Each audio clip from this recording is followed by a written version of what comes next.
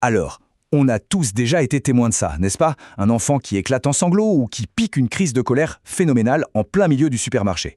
Le premier réflexe, bien souvent, c'est de se dire qu'il s'agit d'un simple caprice ou d'un manque de discipline. Mais, et si on avait tout faux?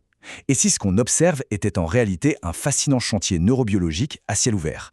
C'est exactement ce qu'on va découvrir aujourd'hui dans ce décryptage du guide Comprendre les émotions de son enfant, édité par SDJ Productions sous la direction de Semar Desgiroc. On va voir comment la science peut littéralement transformer notre façon de voir ces fameuses tempêtes émotionnelles, tout ça grâce à des outils ultra pratiques. Au menu de notre exploration, 1. L'anatomie du cerveau enfantin. 2. La méthode Arshol Practice. 3. Le protocole des 3 R. 4. Vaincre l'anxiété scolaire.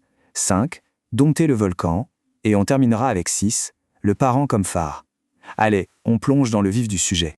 Première étape, l'anatomie du cerveau enfantin, ou le fameux chantier à ciel ouvert. Pour bien comprendre, il faut s'appuyer sur une réalité biologique incontournable mise en lumière par le neuropsychiatre Daniel Siegel. L'idée de base, c'est que le cerveau d'un tout petit, il est complètement immature. Il lui manque littéralement les câblages neuronaux nécessaires pour se calmer tout seul. Ce n'est absolument pas de la mauvaise volonté de sa part, C'est juste que son cerveau n'en a pas encore la capacité matérielle. C'est un vrai chantier en cours de construction. Du coup, face à une crise colossale au moment de mettre le pyjama, une grande question s'impose. Pourquoi l'enfant explose-t-il vraiment? Si on décide d'y répondre par la science, plutôt que par le prisme strict de l'autorité, ça change absolument la donne. Il ne s'agit plus de punir un écart de conduite, mais d'accompagner une étape à l'atomique. Rien que de comprendre ça, la frustration de l'adulte redescend d'un coup. L'enfant n'est plus un adversaire capricieux, c'est juste un petit être complètement submergé par sa propre biologie. On peut imaginer le cerveau comme une grande maison à 2 étages. Au rez-de-chaussée, on a le cerveau archaïque et limbique. Lui, il est opérationnel à 100% dès la naissance. C'est le siège des émotions fortes, la survie, la peur, la colère brute. Et à l'étage se trouve le cortex préfrontal. Ça, c'est la logique, la tempérance, l'empathie. Sauf que cet étage-là, c'est un immense chantier qui ne sera terminé qu'autour de 25 ans. Donc, quand un enfant explose, il est complètement coincé au rez-de-chaussée, dans un chaos total. Essayer de le raisonner avec une logique implacable à cet instant précis, c'est littéralement comme tenter de lui parler à travers un plafond en béton armé. Ça ne passe pas. Il faut d'abord descendre au rez-de-chaussée pour l'aider à remonter les escaliers. Ce qui nous amène à notre deuxième partie, la méthode Arshol Practice, ou l'art comme traducteur. Comment on communique avec cet enfant coincé au rez-de-chaussée? C'est là que la méthode de SDJ Productions intervient. L'idée géniale, c'est d'utiliser l'art non pas comme un simple passe-temps, mais comme un véritable traducteur pour transformer la théorie invisible en un mouvement visible et sensoriel pour l'enfant. Pour comprendre pourquoi l'art fonctionne si bien, faisons un petit détour par la théorie polyvagale de Stephen Porges. C'est une science fascinante qui démontre que notre sentiment de sécurité ne dépend pas du tout des mots logiques qu'on entend.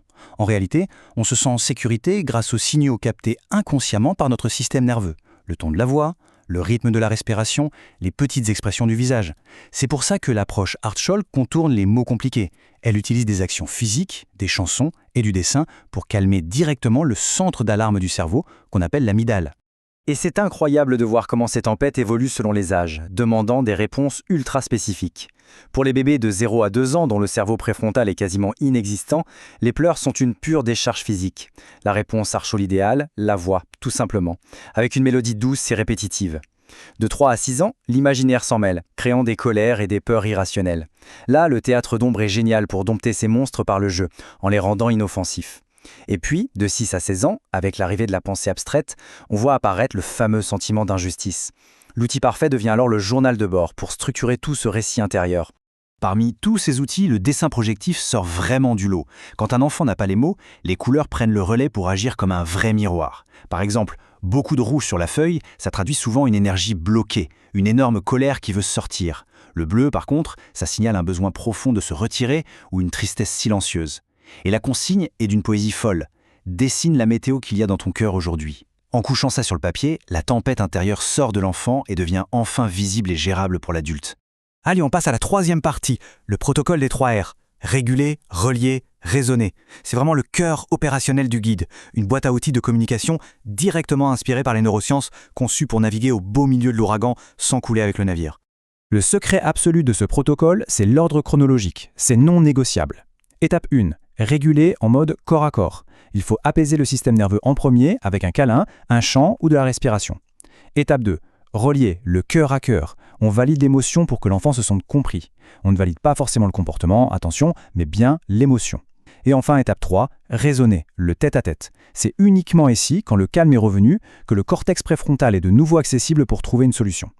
Essayer de brûler les étapes, c'est l'échec assuré. On ne discute tout simplement pas avec une alarme incendie enclenchée. 4e point, vaincre l'anxiété scolaire grâce au protocole SDJ.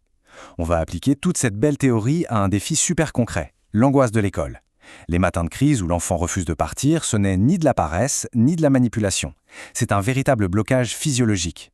Une alerte maximale de l'amygdale qui inonde le petit corps d'hormones de stress.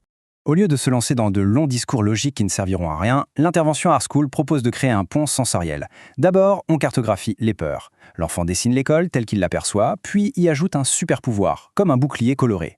Ensuite, la chanson de transition, fredonner une mélodie sur le trajet, régule le rythme cardiaque et apaise le corps. Et enfin, mon outil préféré, l'objet de liaison.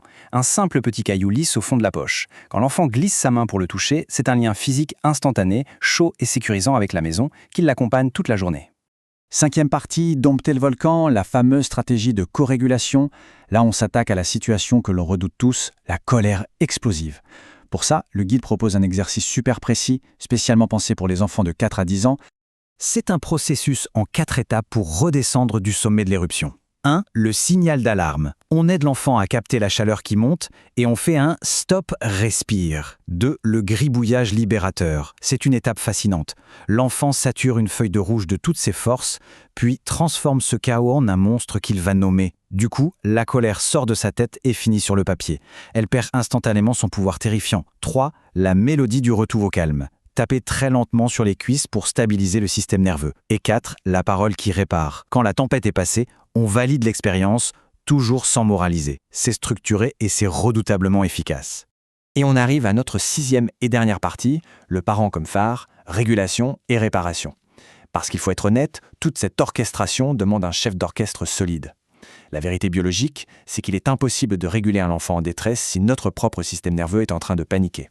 C'est ce qu'on appelle de manière très déculpabilisante l'amygdale parentale. Face au hurlement d'un enfant, nos rythmes cardiaques s'alignent et notre cerveau se met en mode survie. C'est instinctif. Pour éviter de disjoncter, le guide nous donne la technique de la pause méta. Le principe, s'imposer consciemment 2 secondes d'arrêt entre le cri et notre réaction. Pourquoi exactement 2 secondes? Parce que c'est la fenêtre biologique qu'il faut à notre cortex préfrontal pour reprendre le contrôle et empêcher l'amygdale de pirater notre cerveau. Ça permet de répondre avec discernement plutôt que d'exploser. Bien sûr, on va craquer parfois. La perfection n'existe pas, et heureusement. Le psychologue Édouard Tronic a cette phrase fabuleuse. La rupture est inévitable, la réparation est facultative mais essentielle pour l'attachement. Quel soulagement d'entendre ça. Perdre patience, ça va arriver. Mais c'est le fait d'assumer cette rupture et de prendre le temps de réparer les choses qui va vraiment construire une confiance inébranlable et une belle résilience chez l'enfant. Concrètement, comment on répare ça? En 3 étapes toutes simples. Premièrement, reconnaître l'erreur. On s'accroupit et on dit simplement « Tu sais, j'ai crié trop fort tout à l'heure et je m'en excuse ».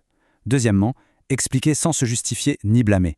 J'étais très fatigué après ma journée, ça suffit amplement. Et troisièmement, réaffirmer le lien inconditionnel. Un beau « je t'aime », même quand je suis très en colère. Transformer une erreur en une opportunité de renforcer le lien de confiance, c'est magique. Pour conclure ce décryptage, gardons en tête la très belle vision de Smart Degero. L'émotion d'un enfant, ce n'est pas un bruit dérangeant qu'il faut étouffer. C'est un chant complexe et vibrant qui demande simplement à être orchestré. En utilisant ces outils neurobiologiques et l'approche Art School, on devient les chefs d'orchestre capables de guider l'enfant à travers la tempête pour transformer ses ombres en lumière. Alors, la question est posée. Comment orchestrer ce chant émotionnel aujourd'hui dans le tumulte du quotidien ? C'est sur cette réflexion inspirante que s'achève notre exploration. Merci de nous avoir suivis et à très vite pour une nouvelle plongée passionnante.